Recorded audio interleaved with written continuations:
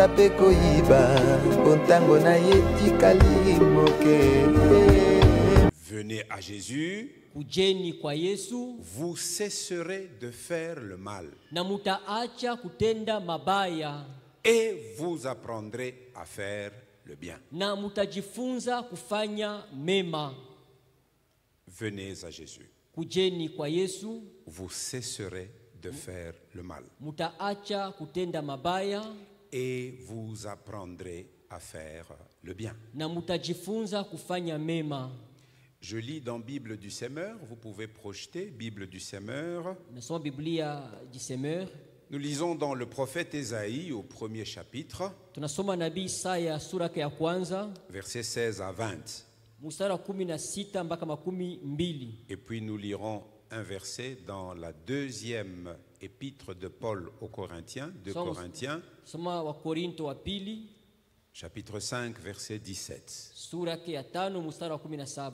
Lisons d'abord Ésaïe chapitre 1er à partir de 16. Tusome kwanza Isaya sura yake ya kwanza kuanzia mstari wa 16. Alors la version que je lis, c'est celle qui est projetée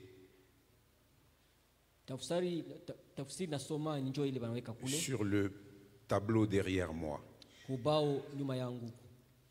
Lavez-vous donc, purifiez-vous, écartez de ma vue vos mauvaises actions et cessez de faire le mal. Verset 17. Apprenez à faire le bien. Efforcez-vous d'agir avec droiture, assistez l'opprimé et défendez le droit de l'orphelin, plaidez la cause de la veuve. Venez et discutons ensemble, dit l'Éternel. Si vos péchés sont rouges comme de l'écarlate, ils deviendront aussi blancs que la neige. Oui, s'ils sont rouges comme la pourpre, ils deviendront aussi blancs que la laine. Si vous vous décidez à m'obéir, vous mangerez les meilleurs produits du pays. Mais si vous refusez, si vous êtes rebelle, c'est l'épée qui vous mangera. L'Éternel le déclare. Amen, amen. Amina. Lisons dans 2 Corinthiens chapitre 5, Tunasoma wa Korinto wa pili sura yake ya 5 verset 17. mstari wa 17. Ainsi, si quelqu'un est uni à Christ, il appartient à une nouvelle création. Les choses anciennes sont passées, voici les choses nouvelles sont venues. Alléluia. Amina. Si quelqu'un est uni à Christ, il appartient à une nouvelle création. Les choses anciennes sont passées, voici les choses nouvelles sont venues. C'est pourquoi je vous dis encore, venez à Jésus. C'est pourquoi je vous dis encore, venez à Jésus. Sawa nawaambia tena kujeni kwa Yesu. Vous serez à même de cesser de faire le mal. Mutapata nguvu ya kuacha mabaya, Et à l'école de Jésus, na kushule la Yesu vous apprendrez à faire le bien. mtajifunza kufanya mema. Nous en sommes à notre 8e thème d'étude. Tuko katika kishina kitu kia 8 kia majifunzo, C'est la doctrine fondamentale sur le bien et le mal. ni majifunzo ya msingi juu ya mema na mabaya. Nous nous sommes donné un objectif ces temps-ci. Tulijipatia shaba kwa hii wakati, C'est celui de visiter ou de revisiter nos fondations ili ya kuangalia tena misingi zetu afin de les conformer à Christ. ili tuzifanyanishe na Kristo.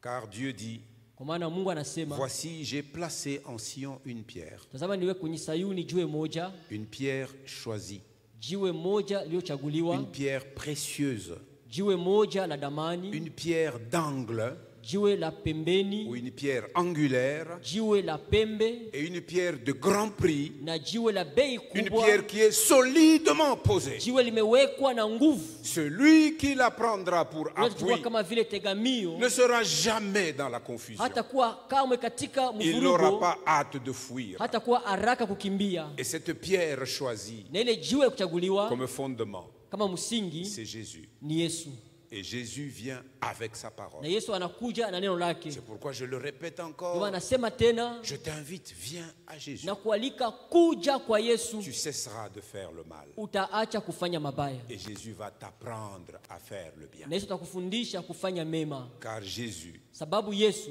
c'est l'homme qui incarne le bien. ni mtu ndani yake muko mema.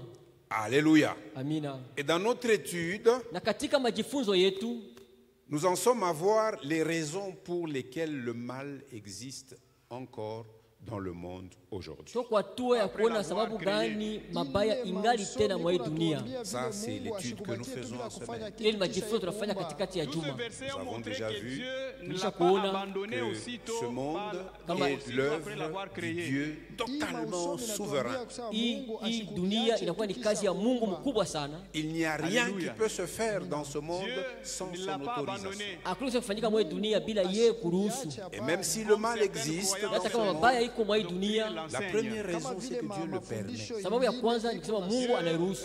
Ce n'est pas la volonté souveraine de Dieu, Haina mapenzi kuu ya c'est Mungu, la volonté permissive de Dieu. Dieu inakuwa permet ni certaines choses. mapenzi ya kuruhusu ya Mungu, mapenzi ya Mungu anaruhusu. Et nous avons commencé à apprendre et à comprendre que Dieu permet que le mal existe parce qu'il veut que nous exercions notre libre arbitre, notre possibilité, notre capacité à faire les choix. Tulisema kama Mungu anaruhusu mabaya kuwako, ndio shie tuchague shie benyewe. La deuxième grande raison pour laquelle le mal existe dans ce monde, Sababu ya pili kubwa juu ya hayo mabaya iko mwa hii dunia, il y en a un qui est l'incarnation du mal. kuko ule ndani yake muko mabaya, C'est Satan. ni shetani. C'est Satan qui inflige le mal. Shetani ndio analitaka mabaya. Beaucoup de souffrances que nous connaissons Mateso mingi ile tuko tunaishi dans l'humanité, katika ulimwengu, l'instigateur, l'auteur, c'est Satan. ule mwalileta ile ni shetani, Et nous sommes en train de voir sa biographie na tuko naona vile iko au travers de l'écriture, kupitia maandiko, en étudiant ses différents noms. tukijifunza majina zake za kuachana chana. Dans la Bible, Ndani ya Biblia le nom reflète toujours la personne. jina iko naonesha mtu. Et donc, si vous voulez connaître et comprendre qui est votre ennemi, étudiez ces différents noms dans la Bible. Ukipenda kuelewa adui yako ni nani, ujifunze majina yake kwa chana katika Biblia Vous le connaîtrez. na mtamjua. Mais ce n'est qu'à l'école de Jésus où tu vas découvrir ces choses. Ni mpaka kwa masomo ya Yesu Kristo avumbula hii maneno. C'est pourquoi je le répète encore, Ndio maana naisema tena, venez à Jésus. kujeni kwa Yesu.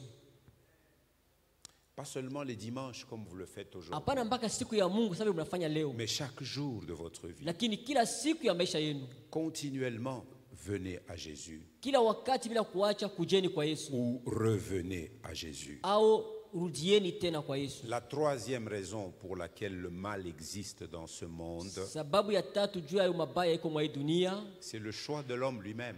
ni uchaguzi ya mtu mwenyewe. L'homme existe, l'homme plutôt choisit et il accepte le mal. Mtu anachagua na anaitika mabaya. Nous le voyons dès la Genèse. Tunaona toka mwanzo Il est placé au jardin, wanaweka mubustani un décor on ne peut plus excellent. fasi moya mzuri sana, Il n'y avait rien qui lui manquait. hakuna kitu iko na mkosa. Mais voilà, Dieu a voulu qu'il apprenne à exercer son libre arbitre, son choix. Mungu aliruhusu ye peke aishi vile anataka. Mais il fallait qu'il découvre aussi qu'il n'est qu'une créature Ilipasha vumbule kama ye alikuwa tu ni kiumbe qui a reçu des privilèges. ambaye kilipokea Et mafazila, le plus grand des privilèges qu'il a reçu, na fazila kubwa c'est d'avoir alipokea été créé à l'image de son créateur, selon sa ressemblance. ni kuumbwa kwa Quel mfano privilège! ya muumbaji wake na kumfanana na yeye. Ile ni fazila gani ile? Les crapauds ne nous ressemblent pas. Chura asitufanane, Les lions ne nous ressemblent pas. simba haitufanane, Les éléphants, même s'ils sont grands avec des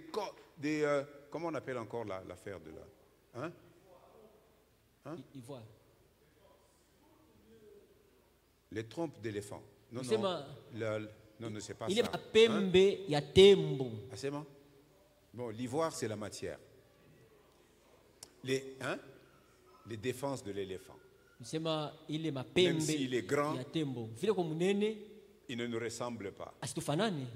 La seule créature Peke yake tu kiumbe que Dieu a faite kile Mungu à alifanya son image kwa mfano et wake, à sa ressemblance, kwa kumfanana c'est toi ni wewe et c'est moi. na ni mimi.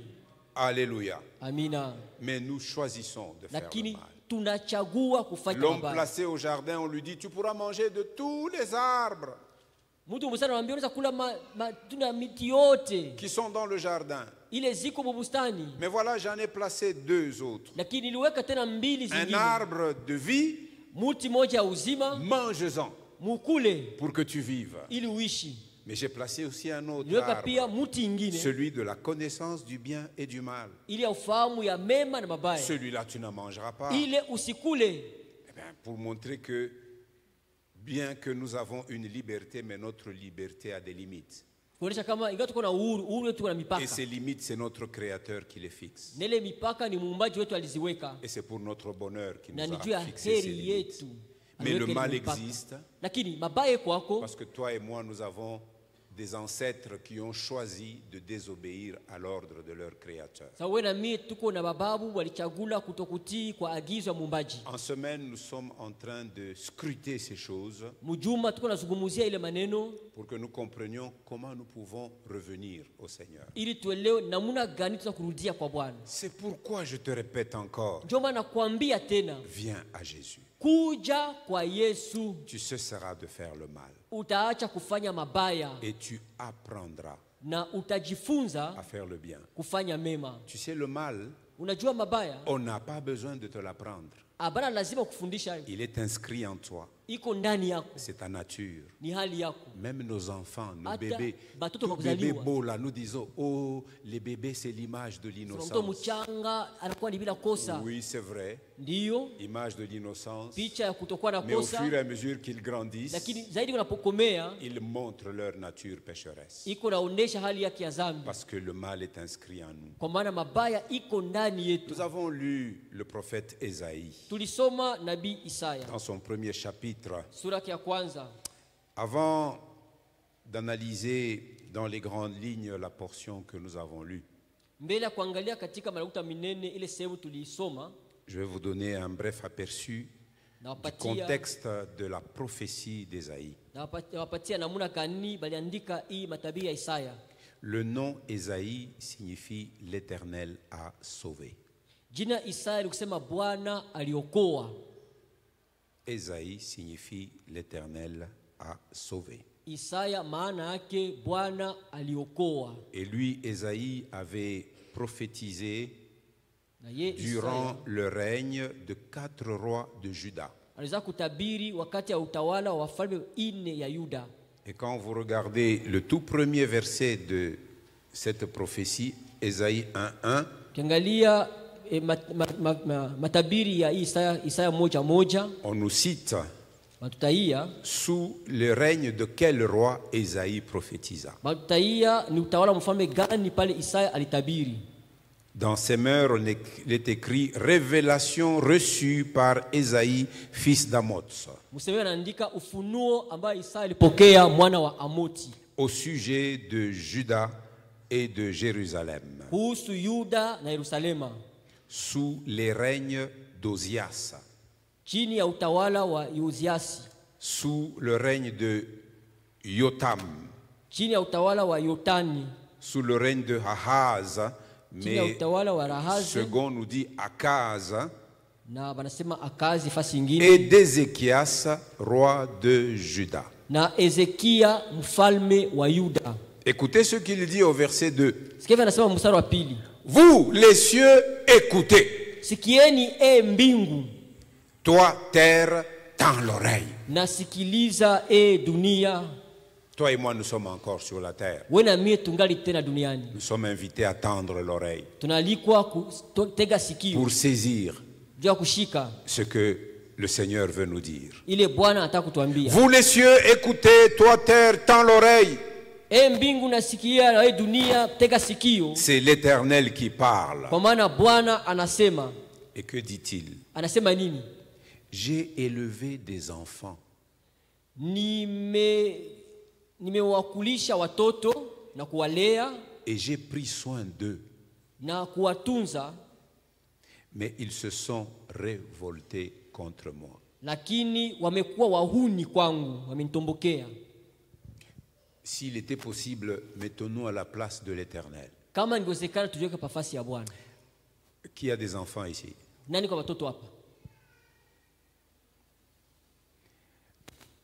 Est-ce que vous épargnez quelques forces, enfin quelques énergies en ce qui concerne l'élevation, plutôt l'éducation, les soins à donner à vos enfants? Est-ce que vous ne vous privez même pas vous-même pour élever vos enfants? Vous le faites, n'est-ce pas? Parfois nous ne dormons pas à cause des soucis que nous avons à cause de nos enfants. Nous avons des soucis nous tous. Imagine-toi, tu t'es investi, tu arrives à la fin de la vie vidé, fatigué comme une loque. Et puis tous les enfants pour lesquels tu t'es ainsi dépensé, à la fin, basundoliyo, comme on dit en Lingala. Unafanya nguvu yote, unachoka juu ya kulea watoto, kisha mwisho unakuwa mzee banakuacha. Banakutupa. Qu'est-ce que vous allez ressentir? C'est le fond du message. J'ai élevé des enfants. J'en ai pris soin. Mais à la fin, ils se sont rebellés. Ils se sont révoltés contre moi. Ésaïe prophétisa donc durant le règne de ces 4 rois de Juda. Il reçut son appel et sa révélation vers l'an 740 avant Jésus-Christ. C'était au 8e siècle avant Jésus-Christ.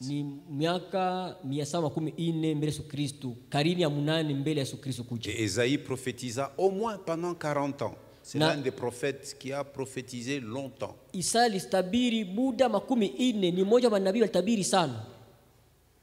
Nous avons dit que jusqu'au temps de Ézéchias,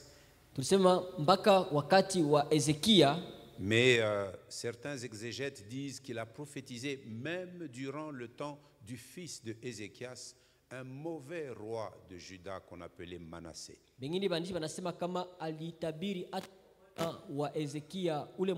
Ce fut un roi profanateur. Il avait même fermé le temple. Il a créé des hauts lieux partout dans Jérusalem et dans Juda. Le fils d'Ézéchias. Vous savez, le cœur que vous avez en tant que parent ne détermine pas nécessairement les cœurs qu'auront vos enfants. Vous avez la responsabilité en tant que parent. Comme le dit Proverbe 22, verset 6. Montre à l'enfant la voie, le chemin qu'il doit suivre. Pendant qu'il a encore un cœur réceptif, montre-lui. Et parce que la folie est attachée au cœur de l'enfant, s'il faut le corriger, corrige ton enfant. Ne succombe pas à la psychologie moderne qui dit que c'est porter atteinte à la personnalité de l'enfant que de chercher à le corriger. Nous ici aujourd'hui, si vous nous voyez debout, nous sommes passés par le bâton de la correction. Que ce soit à l'école, on nous mettait dans un coin, il fallait faire comme ça.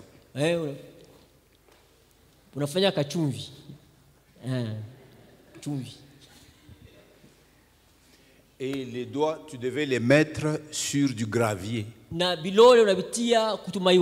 te jure que le lendemain, tu ne commettras pas la même bêtise. Parce que la sanction qu'on t'a infligée te dira, si je suis ce chemin-là, c'est mauvais pour moi. Montre à l'enfant onesha voie qu'il mtoto doit suivre. njia anapasha kufuata. Et quand il sera grand, Wakati il ne atakomala s'en détournera pas. atatoka ndani. Mais il y en a qui choisissent Kwa bengine wanachaguaka d'être la demeure de Satan. kuwa makao ya shetani. Tel fut le cas de Manassé, Ndio ilikuwa hali ya Manase le fils d'Ézéchias. mwana wa Ezekia. Ézéchias, c'était un roi pieux Ezekia qui aimait Dieu et qui était consacré à Dieu. alikuwa anaogopa Mungu na kujitoa kwa Mungu. Les enfants de la maison du roi voyaient comment se comportait leur Watoto wa père. mnyuma mfalme kwa vile baba walikuwa naishi. Mais il y en a qui choisissent de se rebeller. Kwa hivyo anachagua kutomboka tu. Pourquoi? Jua nini? Parce que l'homme choisit le mal. Ndio mtu anachagua mpaka mabaya. Parce que Satan inflige le mal. Shetani ndio alitaka mabaya. Ainsi, Ésaïe, quand il parle, il annonce l'exil du peuple de Juda et de Jérusalem. Leur déportation, c'est-à-dire ils vont devoir laisser leur beau pays pour aller en déportation en Babylonie. Isaya kuna tabiri uhamisho ya taifa kutoka nchi yao mzuri kuhamishwa kwenda Babiloni. Il a commencé à leur dire, l'exil vous attend, vous les Judéens. Anamwambia uhamisho ni mingojea mwe Yuda. Pourquoi? Jua nini? À cause de leur immoralité. Sababu ya maisha yao mbaya.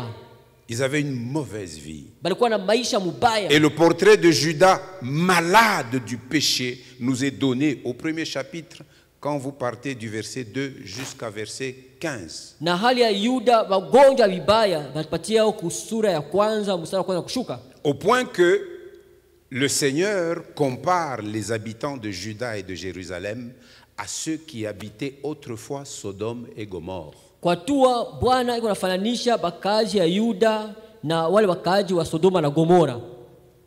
Mais malgré cette époque qui était très troublée, ingawa ile wakati ilikuwa ya mvurugo sana, Ésaïe annonce la venue d'un enfant qui est étrange. Isaya anatangaza ujio wa mtoto moya wa mastajabu. Un enfant qui devra naître d'une jeune fille. Mtoto akipasha kuzalika na kijana mwanamke. Et cet enfant qu'on appellerait Emmanuel. Nole mtoto wangepasha kumuita Emmanueli. Ce qui veut dire Dieu avec nous. Maana yake Mungu pamoja na sisi. Cet enfant sera le Messie. Ule mtoto atakuwa ni Masia. Le fils de David qui était tant attendu. Mwana wa Daudi ule alingojewa sana. Et sur ce fils reposera l'esprit. Na ule mtoto kutakaa juu yake roho. Et dont la domination sera une domination universelle. Na utawala wake utakuwa utawala wa milele. Le chapitre 11 de Ésaïe nous décrit cet enfant sur qui l'esprit du Seigneur devait reposer. Nous savons que toutes ces prophéties sont mises en rapport avec Jésus-Christ dans le Nouveau Testament. J'en viens à l'extrait que nous avons choisi de 16 à 20. J'aimerais le relire une deuxième fois. Parce que je crois que vous ne l'avez pas encore retenu. En fait, c'est une invitation à changer de comportement. Lavez-vous donc, purifiez-vous, écartez de ma vue vos mauvaises actions et cessez de faire le mal. Mujioshe, mujitakase, muondoshe uovu wa matendo yenu toka mabaya. Apprenez à faire le bien. Na mujifunze kutenda mema. Efforcez-vous d'agir avec droiture. Fanyeni nguvu kutenda katika haki. Assistez l'opprimé. Musaidie aliyebeuliwa. Et défendez le droit de l'orphelin.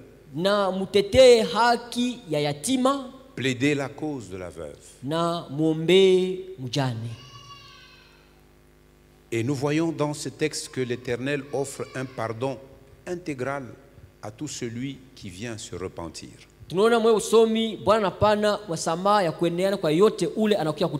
Mais il promet le jugement aux rebelles qui continuent à le rejeter. Le peuple pense à tort. Quand on lit ce chapitre 1er d'Ésaïe, le peuple pense à tort qu'il peut vivre à son gré, à sa manière, Taifa inafikiri bila kutokujua kama inaweza kuishi kwa namna wanapenda kuishi. c'est-à-dire dans ses péchés. Ni kusema kuishi katika dhambi zake. Aussi longtemps qu'il peut compenser ses péchés par le système sacrificiel établi dans la loi de Moïse. Wakati wanaweza kugombola madhambi zao kwa matengenezo wanaweka katika sheria ya Musa. Il pensait que je peux faire ce que ordonne la loi de Moïse. Wanazania kama inaweza kufanya bile sheria ya Musa inaamuru. Cela me couvrira tout en continuant à vivre dans le péché. Ili tanifunika ningali endelea kuishi katika dhambi. Aujourd'hui, Leo nous dirions peut-être tungisema saa zingine qu'en apportant les offrandes ordinaires, kuleta sadaka kawaida. il y en a parfois qui viennent au temple en pensant que dans ces églises, on est là que pour demander de l'argent. Si vous pensez comme ça, c'est une pensée corrompue. Vous avez besoin de venir pour vous en laver. Et il y en a qui pensent que si je viens, je donne mes offrandes ordinaires, je donne ma dîme, je donne mes actions de grâce. J'espère que vous lisez sur les paniers. Je donne mes dons volontaires et après la Sainte Seine, le diacre Hervé va toujours là-bas, il prend un tabouret, il prend un autre panier, dit encore un autre panier sur lequel c'est écrit mission. Ah là là, ces gens, qu'est-ce qu'ils nous veulent et qu'est-ce qu'ils nous cherchent? Comme souvent, nous accompagnons les offrandes que nous amenons avec une prière en demandant au Seigneur, Seigneur, bénis ton peuple, restitue au centuple. S'ils ont des problèmes, regarde-les favorablement. Vous pouvez vous dire, je peux donc continuer à vivre dans le péché pour autant que je raccomplis mes devoirs religieux. Kama vile kila mara tukitoa sadaka yetu tunaombaka Bwana ubariki makazi yetu, bariki makosa yetu, tuokoe makosa yetu. Unazania kama ndaenda kufanya mazambi zangu lakini ndio kutoa sadaka bila. Mon offrande couvre mes péchés. Sadaka yangu inafunika zambi zangu. Ma dîme, surtout si elle est consistante, chekumi yangu kama tu ni ya munene ya mingi, elle couvre aussi la multitude de mes péchés. Inafunika pia maelfu ya mazambi zangu. Vous pouvez penser comme ça. Unaweza kuzania vile. Ne pensez pas que tout ce que vous amenez en argent peut vous laver de vos souillures. Écoutez ce que Dieu dit à propos. Rentrons dans Ésaïe chapitre 1er.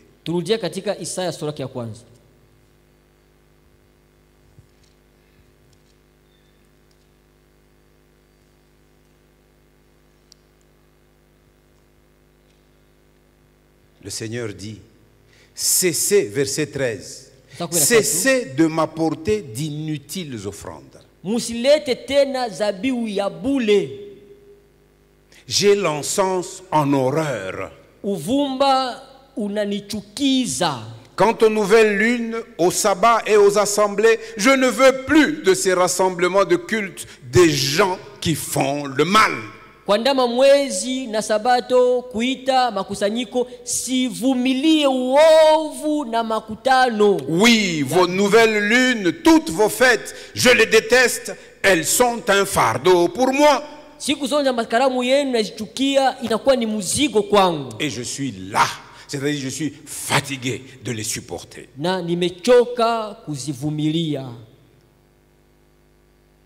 Or, au lieu de placer sa confiance dans le rite religieux tel que nous venons de le lire, le peuple doit obéir à Dieu. Le peuple doit obéir à Dieu en ayant envers lui, Dieu, des attitudes qui sont justes.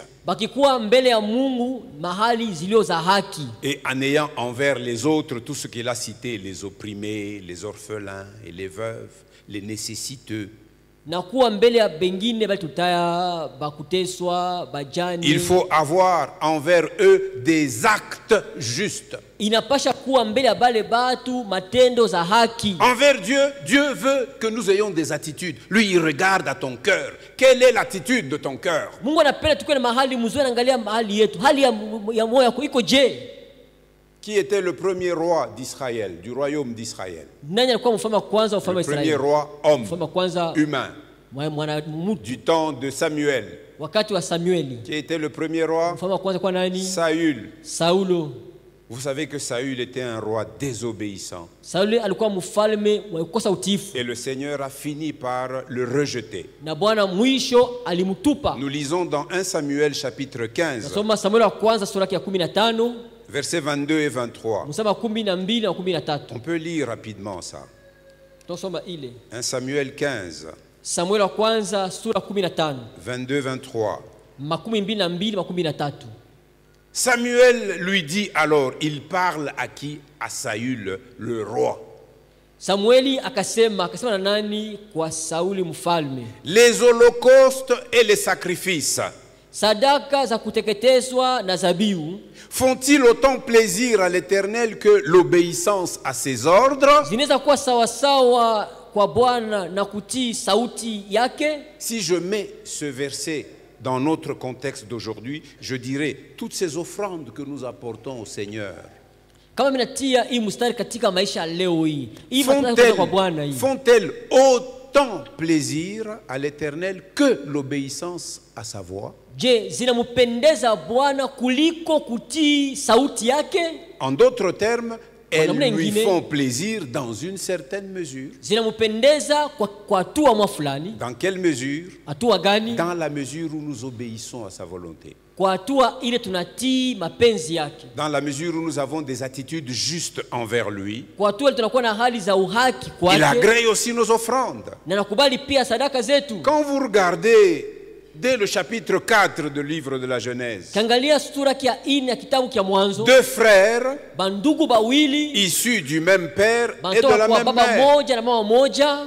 ils prirent l'initiative chacun de faire une offrande à l'Éternel. Wakata mpango kila moja kutolea sadaka kwa Bwana. Caïn a fait une offrande, Kaini alifanya mais sadaka yake. Abel aussi a fait une offrande. Abeli pia alifanya sadaka. Mais nous lisons que l'Éternel n'a pas agréé l'offrande de Caïn. Tunasoma Bwana asikubali sadaka ya Kaini. Pourquoi? Jua nini? Nous avons étudié en semaine Tulijifunza katikati ya juma. que Caïn était du diable. Kaini alikuwa wa shetani. C'est-à-dire que les intentions qui étaient dans le cœur de Caïn n'étaient pas bonnes. Mania alikuwa mmoja, Kaini alikuwa mzuri. Avant que Dieu ne regarde à ton offrande, Mbele muangalie sadaka yako. Dieu regarde à l'attitude de ton cœur Anaangalia vis-à-vis kwanza de lui. hali ya moyo wako kwake. Ne fais pas l'inverse, Hapana fanya croyant kipindupindu. que Dieu va regarder ton offrande Kuzana kama Mungu ataangalia sadaka en yako premier.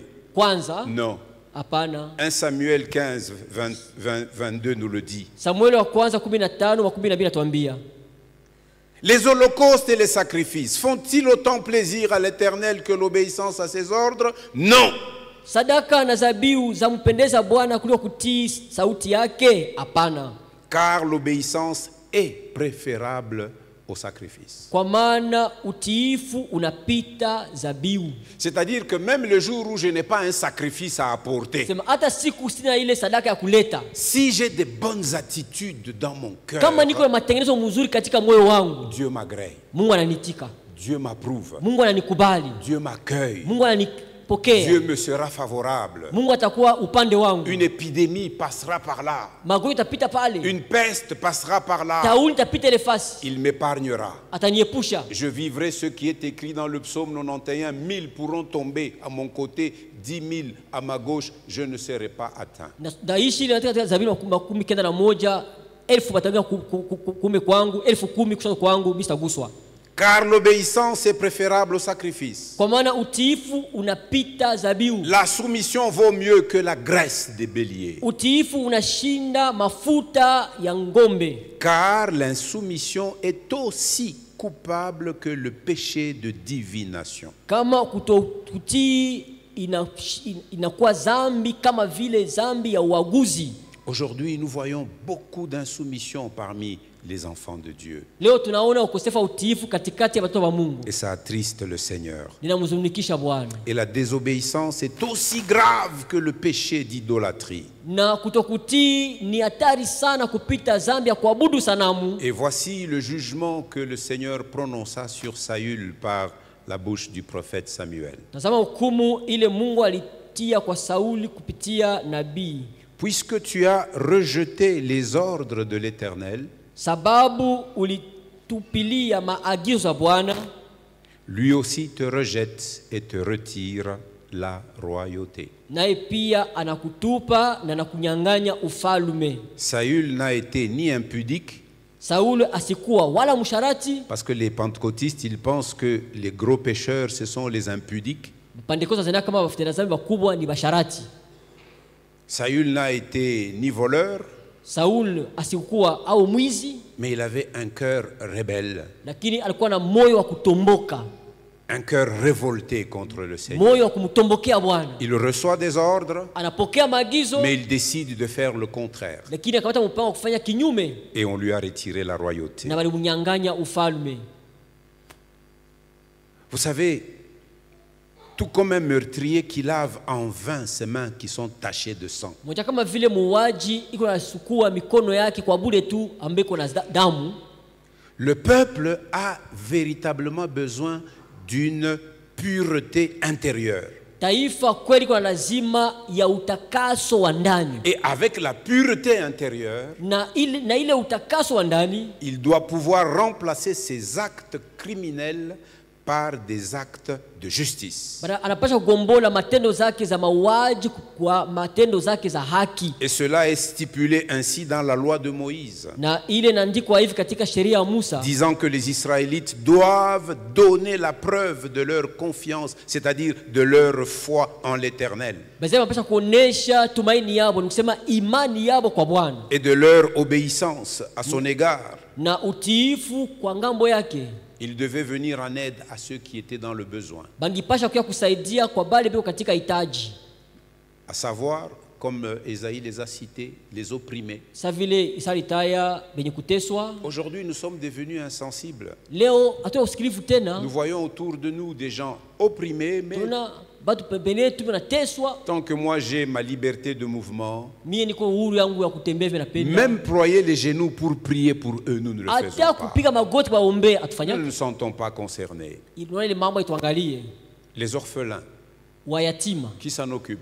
Nani kuna basaidia? Aujourd'hui, quand quelqu'un fait un ONG, Leo mtu akifanya ONG yake sous prétexte de s'occuper des orphelins, na wazo sembe kuna tusaidia tout de bayatima. suite il y a une caméra qui l'accompagne Pale banaanza kukamata mapicha. pour qu'on voie que lui il s'occupe des Baone orphelins. kama yeye kusaidia bayatima. En fait, son objectif, Kusema shaba c'est yake qu'à la prochaine campagne ndio électorale, bamchagule sio atafanya mavote. il postulera à la députation. Atakuwa député. Il dit, souvenez-vous, Ase kumbukeni. c'est moi qui m'occupais Mimi des ndio nilikuwa orphelins. nasaidia bayatima. C'est moi qui m'occupais des Mimi veuves. nilikuwa nafanya saidia C'est moi qui allais à l'hospice des vieillards. Nilikuwa nasaidia bazee. On va à l'hospice des vieillards avec une caméra. Wanda kule na mapicha. Bamba bien, pas les. C'est quand je vais donner ça. Quand je vais donner donc. Filme bien. Ndio anafanya kashingo hivi. Banabamba kamera sema mama wa roho, mama Mama wa filme. buluma, Mama munofu. escroc, Mukorofi weye. escroc. Mukorofi. Il y en a qui vont à la prison, Kwa nda kule kugereza. toujours avec caméra, Baka wa filmer. pour amener bunga, bitoyo, mafuta. Bunga, La bitoyo. caméra inabamba. Là on commence à prendre des images. Kisha anaripa na plage ku télé 50 ku Kinshasa. Et puis il paye même l'espace à Télé 50. Les amis de tel sont allés aider les nécessités. Marafiki ya fulani wasaidia watu ya Mais mateso. l'enseignement du maître nous dit Mafundisho ya mwalimu atuambia ce hivi. que ta main droite l'a fait. Ile mkono wa kuume nafanya hivi. Même ta propre main gauche Hata mkono wa kushoto doit l'ignorer. isione. C'est-à-dire que le bien, c'est bien que nous le fassions Sema mema ni mzuri avec kuifanya. discrétion, avec Tuifanye simplicité, msiri avec humilité. na unyenyekevu. Il devait changer de comportement. Kisha kubadilisha namna kuwa. Ensuite, Kisha Dieu invite le peuple pécheur à retrouver sa raison. Mungu analika taifa watenda dhambi barudie ndani Il yao. dit, venez et plaidons. Anasema kujeni na tujitetee. Venez et discutons ensemble. Kujeni tubishane na kusumia pamoja. Ça, c'est un langage des cours et tribunaux. Ile inakuwa ni misemo ya mahakama. Où vous avez la magistrature assise, ce sont les juges. Pale kuna kwa baamuzi bashekala pale. La magistrature debout, ce sont les accusateurs. Baamuzi banashimama ba kuchongea. Les accusateurs. Et puis vous avez les avocats pour soutenir la cause de ceux qui sont devant la justice. Le langage que Esaïe utilise ici, c'est un langage de cour de justice. En disant, venez et plaidons, discutons ensemble. Mais en venant pour plaider avec Dieu, si le peuple pécheur retrouve la raison, il est censé admettre le caractère répréhensible de ses attitudes et de ses actions. Alléluia. Amina. Ainsi donc, dans sa confrontation avec Dieu, le peuple doit être convaincu que Dieu a raison. Dieu a toujours raison. Et que lui, le peuple, il a tort. Concernant la question de sa culpabilité. Si le peuple reconnaît la gravité de ses péchés, s'il reconnaît que ses iniquités sont comme des taches de sang sur son âme, si vos péchés sont rouges comme la cramoisie, vous savez, la cramoisie à l'époque, c'était une teinture qu'on sortait de un type particulier des vers de terre. C'est une teinture, quand on la mettait sur une étoffe, il était difficile de la sortir. Et aujourd'hui, l'art de la teinture a beaucoup évolué. Regardez vous-même les wax que nos mamans portent, c'est multicolore. Elles peuvent nettoyer autant de fois, ça ne perd pas la couleur. Le Seigneur dit, si vos péchés sont rouges comme la cramoisie,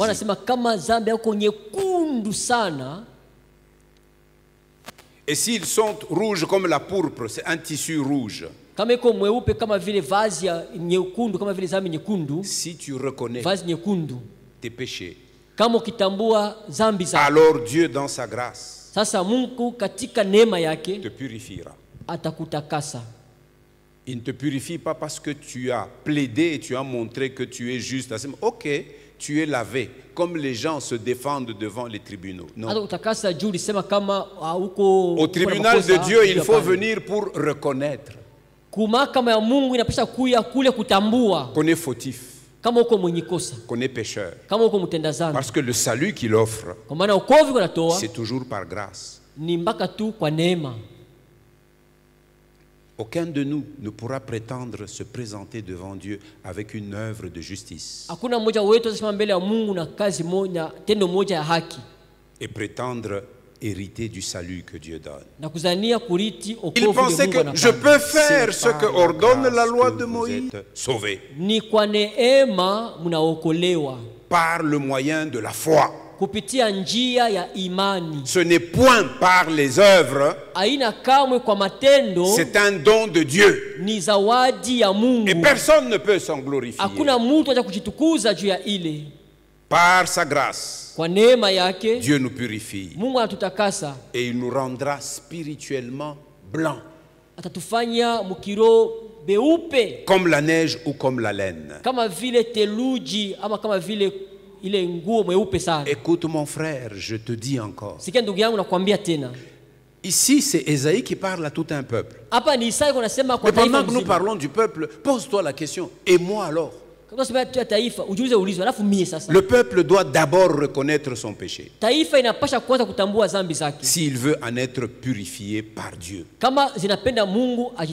Et il en est de même aujourd'hui. Na njoo vile vile leo 1 Jean 1,9 nous le dit clairement. Yohana wa kwanza 1:9 natuambia Si wazi, nous reconnaissons nos péchés. tukitambua Et là, nous dhambi sommes dans yetu. le Nouveau Testament. Hapa tuko Agano Jipya. Si nous reconnaissons nos péchés, Tukitambua dhambi zetu, Dieu est fidèle et juste. Mungu ni mwaminifu na mwenye haki, Et par conséquent, na kwa vile il nous pardonnera nos péchés atatusamehe dhambi zetu et nous purifiera de tout le mal que nous avons commis. tutakasa kwa mabaya yote tulitenda. Tout commence par la reconnaissance. Yote naanza kwanza kutambua. Si tu es encore convaincu que tu es juste, Kama ungana hakikisho kama uko mwenye tu haki, te soustrais toi-même à la grâce de wewe Dieu unajitosha neema ya Mungu, et tu te prives toi-même du pardon qu'il accorde unajiwa mwenyewe masamaha na et de pana la purification qui s'ensuit. na utakafuata ile. Le pardon, nous l'avons par le sang de Jésus. Masamaha tuko nayo kupitia damu ya Yesu. La rédemption, nous l'avons par le sang de Jésus. Ukombozi tuko nayo kupitia damu ya Nous Yesu. sommes rachetés de l'esclavage du péché par le sang de Jésus. Tunakombolewa kutumwa wa dhambi kupitia damu ya Yesu La Kristo. purification, nous l'avons par le sang de Jésus. Utakaso tuko nayo kupitia damu ya Yesu Kristo. La justification, nous l'avons par le sang de Jésus. Kuhesabiwa haki tuko nayo kupitia damu ya Yesu La Kristo. sanctification, nous l'avons par le sang de Jésus. Utakaso tuko nayo kupitia damu ya Yesu Kristo. Et si nous sommes sanctifiés, Na kama tumetakaswa, alors nous sommes qualifiés pour le service divin. sasa tuko tayari kwa kazi ya Mungu. Venez à Jésus. Kujeni kwa Yesu, Vous cesserez de faire le mal. mtaacha kufanya mabaya. Et il vous mettra à son école pour apprendre à faire le bien. Kwa masomo yake ili mjifunze kufanya mema. 1 Jean 1,10 dit, si nous prétendons ne pas être pécheurs, Yohane wa kwanza 1:10 nasema, tukizania kama hatuna benye dhambi, nous faisons de Dieu un menteur. tunafanya Mungu muongo. Si nous prétendons ne pas être pécheurs, Kama tunazania hatuna watenda dhambi, nous faisons de Dieu un menteur. tumemfanya Mungu muongo. Et sa parole n'est pas en nous. Na neno lake haina ndani yetu. Enfin, Basi ceux qui se montrent obéissants, bali wanajionekanisha batiifu. Louis II dit, si vous êtes dociles, Yesu anasema kama mko watulivu, ceux qui se montrent obéissants mangeront les meilleures productions du pays. bali bataifu batakula mazidio nzuri ya nchi.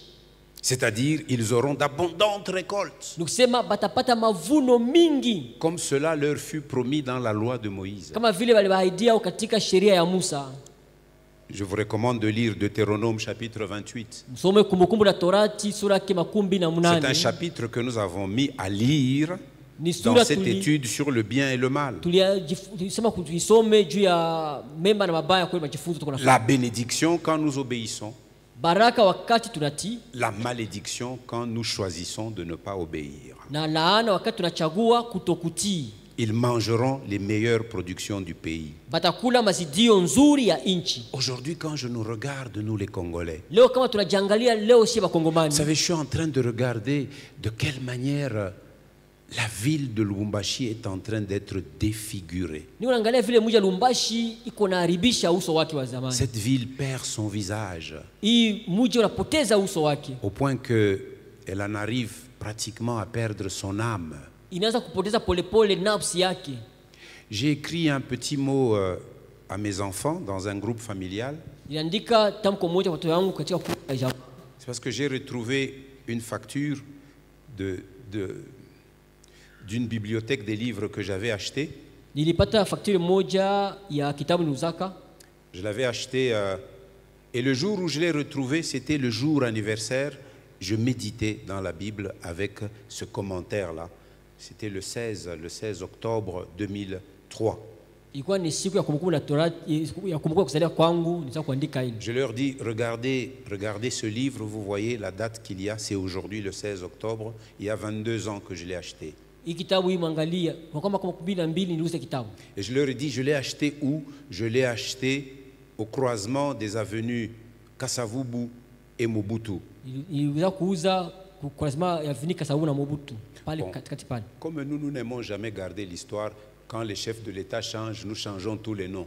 Sa vile chie historia tujue rais akikuya tuabasha jina. Mobutu est devenu José Musée Laurent Désiré Kabila. Mtu anageuka José Laurent Désiré Kabila. Et pourtant, nous avions un président qui a fait 32 ans dans ce pays. Tuko na rais alifanya miaka 32. L'histoire reste l'histoire. Historia ni mpaka historia. Dans la Bible, nous lisons l'histoire des mauvais rois qui Biblia étaient en tunasoma Israël historia bafanya babaya walikuwa ku Israeli et en Juda. na ku Et Yuda. tout ça est écrit pour nous servir d'instruction et nous donner des leçons. Yote wanaandika juu ya kutupatia mafundisho na somo. Nos enfants ne sauront même pas qu'il y avait un chef d'État Mobutu au Congo. Batoto watu kwa rais mwa Mobutu Mukongo On ne abatajua. sait pas le prochain, il se donnera aussi les noms à gauche, à droite. Atujua Tous ceux qui mwingine, brillent, on atapanda se donne majina. un nom à soi-même. Je ferme cette parenthèse. Nafunga ile mkato. Mais là où je l'avais acheté, Kule neza c'était à la kuuza. Ligue pour la lecture de la Bible. Ilikuwa ku ligue de lecture pour la Bible. Père, tu te rendais dans cette maison-là, au croisement de Kassavubu, dans un ministère que vous aviez, une mutuelle des chrétiens, des ouvriers chrétiens, quelque chose?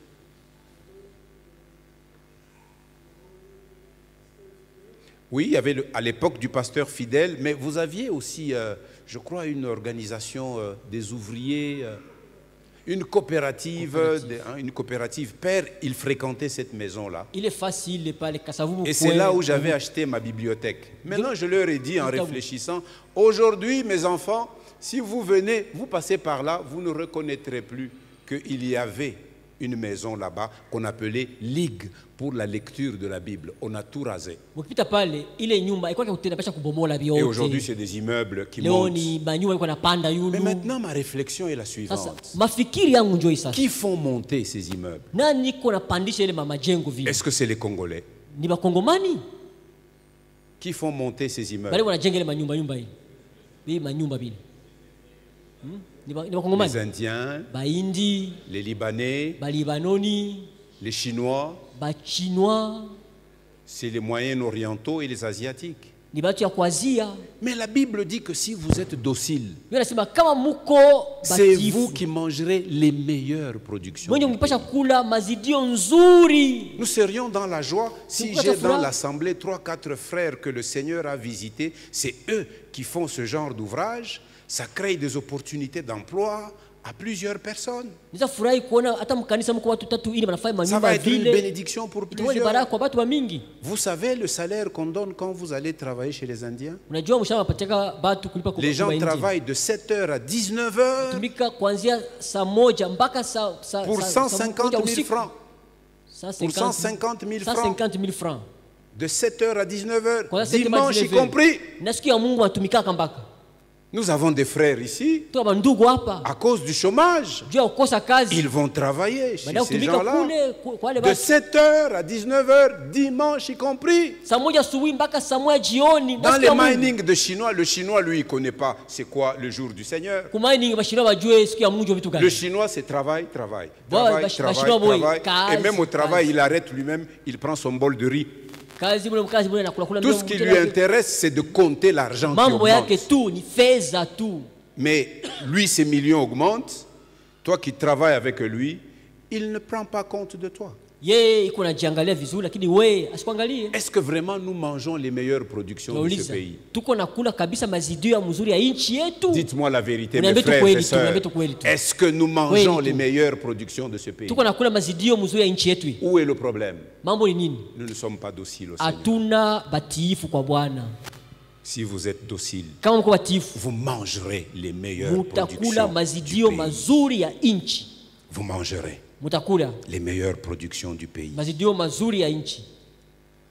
En revanche, ceux qui refusent de se tourner vers Dieu, les rebelles, il nous les décrit dans Ésaïe 1, là où nous étions, verset, je peux voir le verset 23 et 28. Ésaïe 1, 23, 28. On parle à Jérusalem.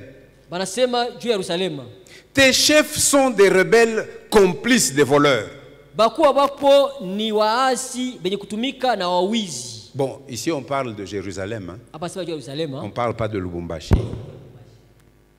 Je suis en train de parler de Jérusalem. Vous êtes d'accord, n'est-ce pas? Ok. Vous, au moins, vos chefs ne sont pas des rebelles.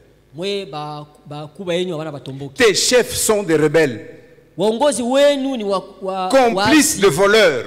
wenye kutumika na wizi. Tous aiment les pots de vin Wote wanapenda kukatwa milomo. et sont avides de présents. Banapenda sana mazawadi. Vous voyez quelque chose pendant que je parle? Mungu naona kitu fulani hivi nasema hapa. Je vois seulement maman sourire. Naona mama tumeachika kiloko.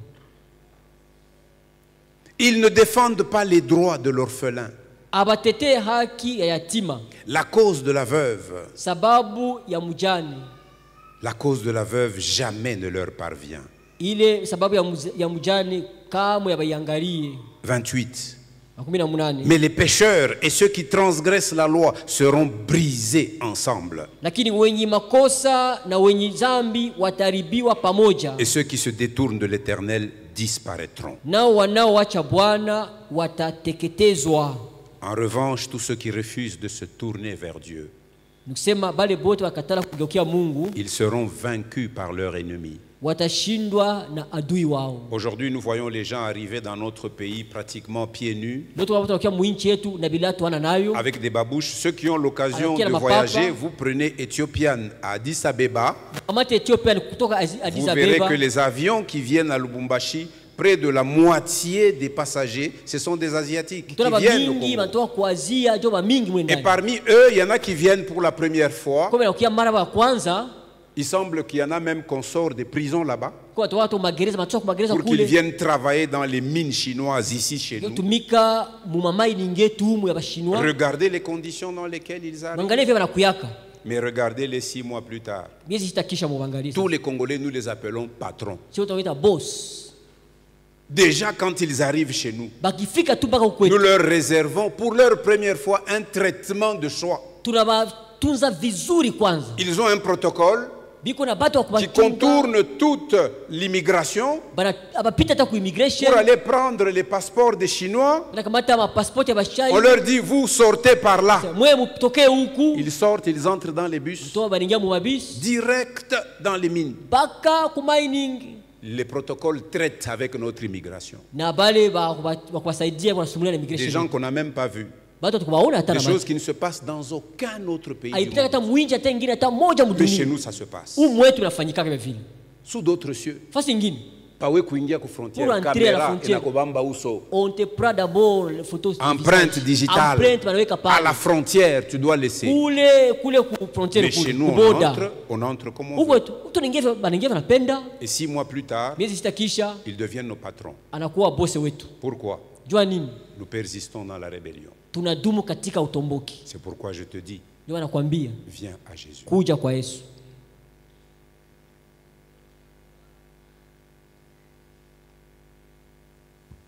Ceux qui refusent de se tourner vers Dieu seront vaincus par leurs ennemis.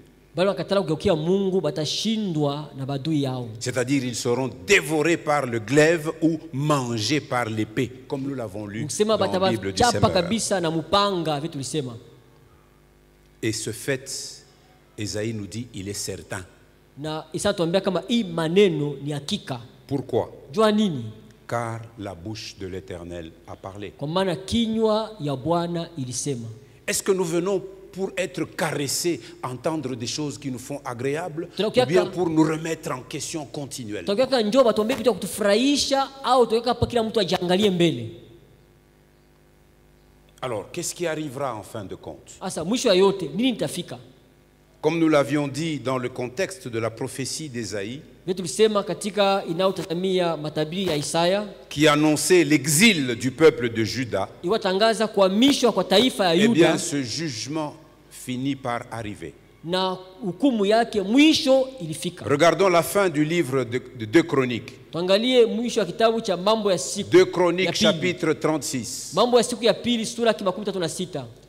2 Chroniques, chapitre 36. Mambo ya siku ya pili sura ya 36. Je lis du verset 15 à 20 aussi. Nasoma mstari wa 15 mpaka 12. Tu peux nous projeter Bible du Semeur? Technicien, vous êtes avec nous? D'accord. On lit dans Bible du Semeur.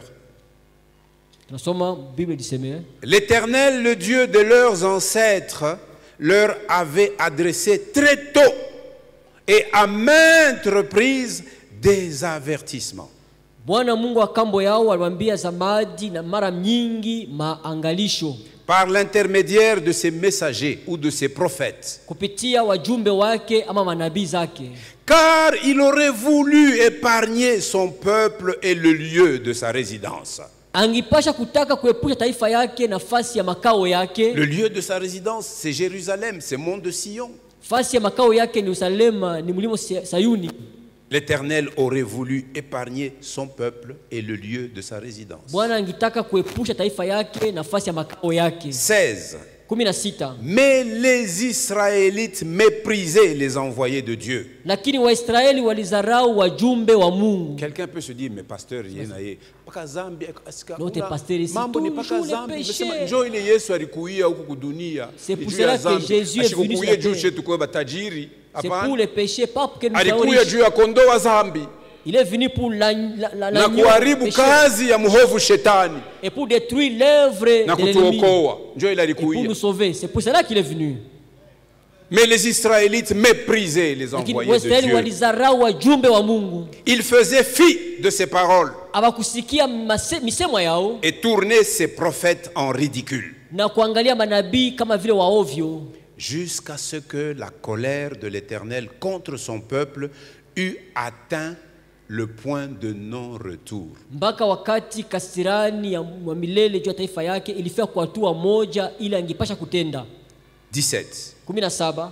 Là commence le récit de la fin du royaume de Juda. Pale banaanza historia ya mwisho wa ufalme wa Yuda. Alors l'Éternel fit venir contre eux le roi des Chaldéens qui massacra les jeunes gens jusque dans leur sanctuaire.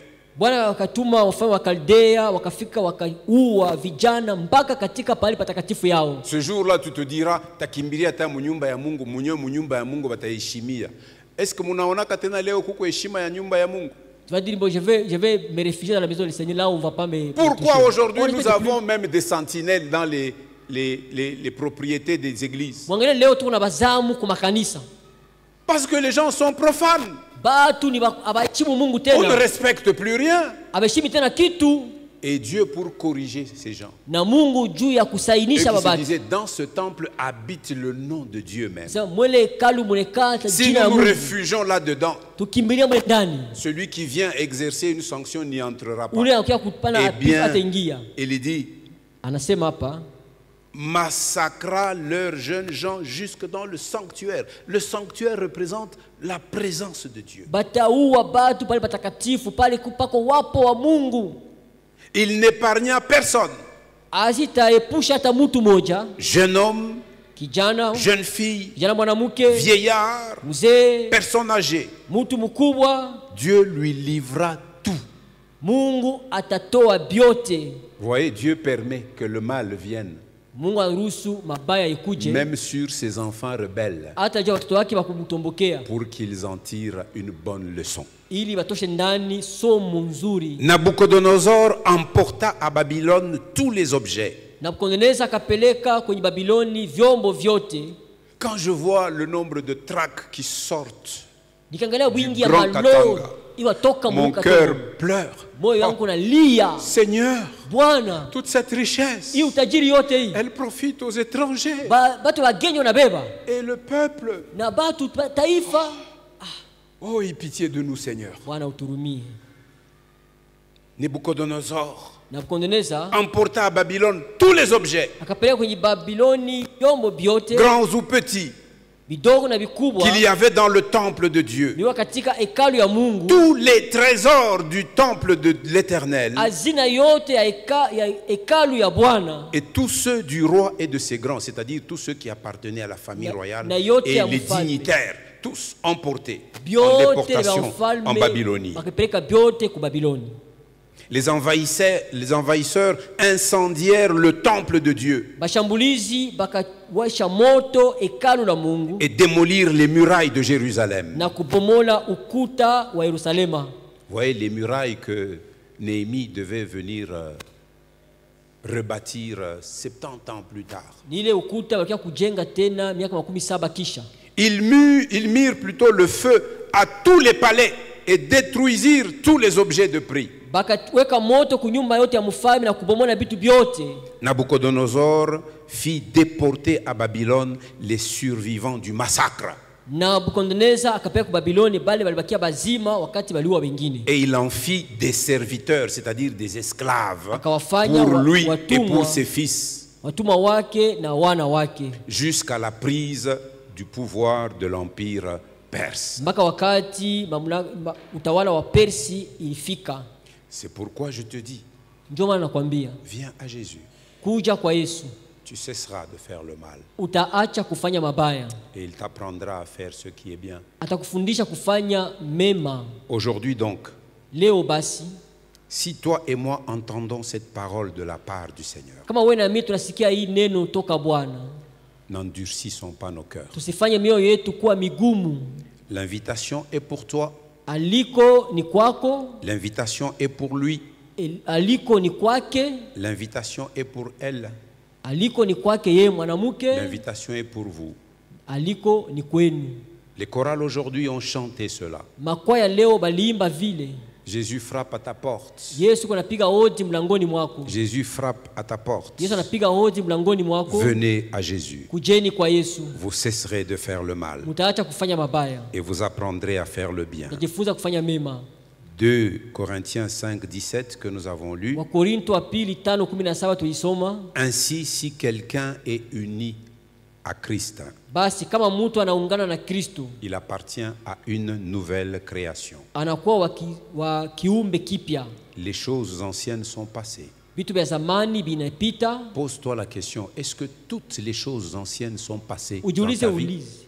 Vitu vya zamani vyote maisha kubisha kupita. Toutes les choses anciennes Vitu sont-elles vyote passées? vya zamani bisha kupita. Voici, les choses nouvelles sont venues. Tazama vitu vya mupya vinakuja. Baissons notre tête. Tuinamisha vichwa vyetu katika maombi.